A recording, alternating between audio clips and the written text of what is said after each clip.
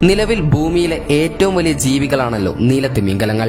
അതായത് ഏകദേശം 5ഓളം ഏഷ്യനാനകളെ അടുപ്പിച്ചു നിർത്തിയാലുണ്ടാകുന്ന വലിപ്പം ഒരു നീലത്തിമിംഗലത്തിനുണ്ടാകും. എന്തിനേറെ പറയണം, ഏകദേശം 100ഓളം മനുഷ്യരെ വരെ ഒരു നീലത്തിമിംഗലത്തിന്റെ നാവിൽ ഉൾക്കൊള്ളിക്കാൻ കഴിയും. അങ്ങനെയെങ്കിൽ ഇത്രയും ഭീമന്മാരായ തിമിംഗലങ്ങൾ ഒരു മനുഷ്യനെ വിഴുങ്ങിയാൽ എന്ത് സംഭവിക്കുമെന്ന് നിങ്ങൾ എപ്പോഴെങ്കിലും ചിന്തിച്ചിട്ടുണ്ടോ? അതുമല്ലെങ്കിൽ ഏതെങ്കിലും മനുഷ്യനെ തിമിംഗലം വിഴുങ്ങിയതായ സംഭവം നടന്നിട്ടുണ്ടോ? ഈ ചോദ്യങ്ങൾക്കൊക്കെയുള്ള ഉത്തരമാണ് ഈ വീഡിയോയിലൂടെ നമ്മൾ കാണാൻ പോകുന്നത്. ആദ്യം തന്നെ മനുഷ്യരെ നീലത്തിമിംഗലം വിഴുങ്ങുമോ എന്നാണ് നമ്മൾ അറിയേണ്ടത്. സിമ്പിളായി പറഞ്ഞാൽ ഇല്ല എന്നതാണ് ഉത്തരം. ഭീമാകാരൻ വായുണ്ടെങ്കിലും നീലത്തിമിംഗലങ്ങൾക്ക് മനുഷ്യന്റെ വലിപ്പമുള്ള വസ്തുക്കൾ വിഴുങ്ങാൻ കഴിയില്ല എന്നതാണ് സത്യം. ഒരു വോളിബോളിന്റെ വലിപ്പമുള്ള ഭക്ഷണം ഉൾക്കൊള്ളാനുള്ള വലിപ്പമേ നീലത്തിമിംഗലങ്ങളുടെ അന്നനാളത്തിനുള്ളൂ. പക്ഷെ ഇത് നീലത്തിമിംഗലങ്ങളുടെ കാര്യമാണ്. അവയുടെ കുടുംബക്കാരായ സ്പേം തിമിംഗലങ്ങളെ നാം അല്പം ഭയക്കണം. അവറ്റകൾക്ക് എന്തും തിന്നാൻ കഴിയും. അങ്ങനെയാണ് അവയുടെ ശരീരഘടനയും ആമാശയങ്ങളുമുള്ളത്. 4 വലിയ വ്യത്യസ്ത ആമാശയങ്ങളാണ് സ്പേം തിമിംഗലങ്ങൾക്കുള്ളത്. 1891 സ്പേം തിമിംഗലത്തിന്റെ വയറ്റിലകപ്പെട്ട ഒരാളുടെ കഥ പത്രങ്ങളിൽ വന്നിരുന്നു. ജെയിംസ് ബാട്ട്ലി എന്നാണ് അയാളുടെ പേര്. ജെയിംസിന്റെ കപ്പൽ സ്പേം തിമിംഗലങ്ങൾ ആക്രമിച്ച് തകർത്ത് അയാൾ എങ്ങനെയോ തിമിംഗലത്തിന്റെ വയറ്റിൽ അകപ്പെട്ടു അത്രേ. പക്ഷെ രക്ഷപ്പെട്ട മറ്റു കപ്പൽ തൊഴിലാളികൾ പറഞ്ഞ് കഥയറിഞ്ഞ മറ്റൊരു കപ്പൽ തൊഴിലാളികൾ ഈ തിമിംഗലത്തെ വേട്ടയാടി പിടിച്ചു അത്രേ. അങ്ങനെ തിമിംഗലത്തിന്റെ വയർ മുറിച്ച് പരിശോധിച്ച അവർ അബോധാവസ്ഥയിലാണെങ്കിലും ജീവനുള്ള ജെയിംസ് ബാട്ട്ലിയെ രക്ഷിച്ചു എന്നതാണ് കഥ. പക്ഷെ തിമിംഗലത്തിന്റെ വയറ്റിലെ ആസിഡിൽപ്പെട്ട അയാളുടെ ത്വക്ക് മുഴുവൻ ബ്ലീച്ചായി വിളറിപ്പോയിരുന്നു അത്രേ.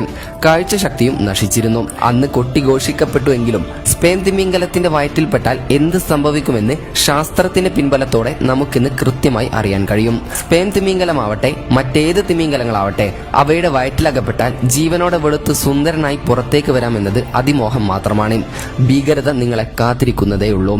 ആദ്യ തടസ്സം തന്നെ സ്പേം തിമിംഗലങ്ങൾക്ക് ജീവിവർഗങ്ങളിൽ ഉള്ളതിൽ ഏറ്റവും കരുത്തുള്ള പല്ലുകളുണ്ട് എന്നതാണ്. ഓരോന്നിന്റെയും നീളമെന്ന് പറയുന്നത് 20 സെന്റിമീറ്ററോളം വരും. അതായത് അടുക്കളയിൽ ഉപയോഗിക്കുന്ന ഒരു ഉഗ്രൻ കത്തിയുടെ നീളം. അതുപോലെ തന്നെ 40 മുതൽ 50 വരെ പല്ലുകളാണ് അവറ്റകളുടെ വായിൽ പല നിരയായി ഉള്ളത്. അവ കടന്ന് തൊണ്ടയിലെത്തുമ്പോഴേക്കും നിങ്ങൾ സാമ്പാറിഞ്ഞരിഞ്ഞതുപോലെ പല പല കഷ്ണങ്ങളായി മാറിയിട്ടുണ്ടാകും. ഇനി നിങ്ങൾ സാഹസികനും അതീവ തന്ത്രശാലിയും ബുദ്ധിമാനുമാണെന്ന് കരുതുക. വിദഗ്ധമായി പല്ലുകളുടെ ഇടയിലൂടെ നീന്തി നീങ്ങി ഒട്ടും മുറിയാതെ നിങ്ങൾ തൊണ്ടയിലെത്തി എന്ന് കരുതുക. ഇനിയാണ് പൂരം. തിമിംഗലങ്ങളുടെ തൊണ്ടയിലെ മസിലുകളാൽ നെക്കിനെരുക്കി പിഴിഞ്ഞ് നിങ്ങൾ വാട്ടർ തീം പാർക്കിലെ ജലപ്പൈപ്പിലൂടെ എന്ന പോലെ താഴേക്ക് വേഗത്തിൽ ഊർന്നിറങ്ങും.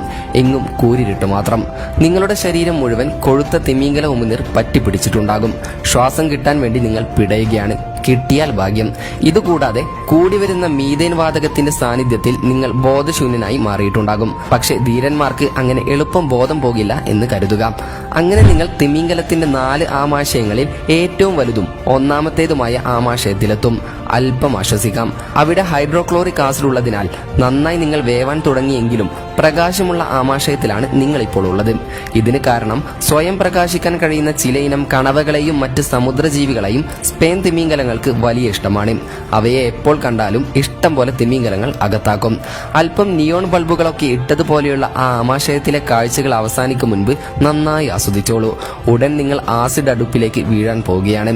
ഹൈഡ്രോക്ലോറിക് ആസിഡ് നിറഞ്ഞ 2-3 ആമാശയങ്ങളിൽ എത്തിയത് നിങ്ങൾ അറിഞ്ഞിട്ടേ ഉണ്ടാകില്ല. കാരണം നിങ്ങളുടെ ജീവൻ അപ്പോഴേക്കും ഗുഡ് ബൈ പറഞ്ഞു പോയിട്ടുണ്ടാകും.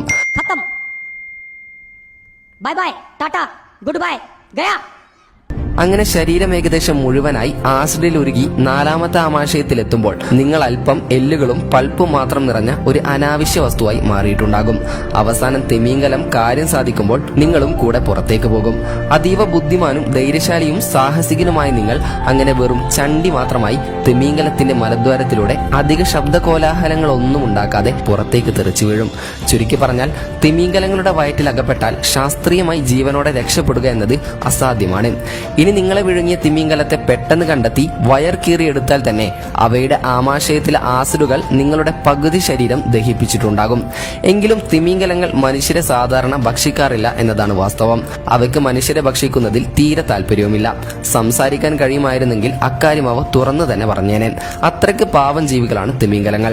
45,000 മുതൽ 50,000 തിമിംഗലങ്ങൾ നിറഞ്ഞു നീന്തി നടന്നിരുന്ന നമ്മുടെ സമുദ്രങ്ങളിൽ ഇന്ന് അവ 5,000-ൽ താഴെയേ ഉണ്ടാകുവാൻ സാധ്യതയുള്ളൂ എന്നാണ് പഠനങ്ങൾ പറയുന്നത്. പ്രത്യേകിച്ച് തിമിംഗല ഇറച്ചി കൊതിയന്മാരായ ജപ്പാനെ പോലെയുള്ള രാജ്യങ്ങൾ ഇപ്പോഴും നിയമാനുസൃതമായി തന്നെ ഇവയെ ധാരാളം വേട്ടയാടി കൊന്നു തിന്നുന്നുണ്ട്. ഏതായാലും ഈ വിഷയത്തെക്കുറിച്ചുള്ള നിങ്ങളുടെ അഭിപ്രായങ്ങൾ കമന്റ് ചെയ്യാൻ മറക്കരുത്. അപ്പോൾ അടുത്തൊരു ഇൻഫർമേറ്റീവായ വീഡിയോയുമായി വരുന്നതുവരെ ഗുഡ് ബൈ.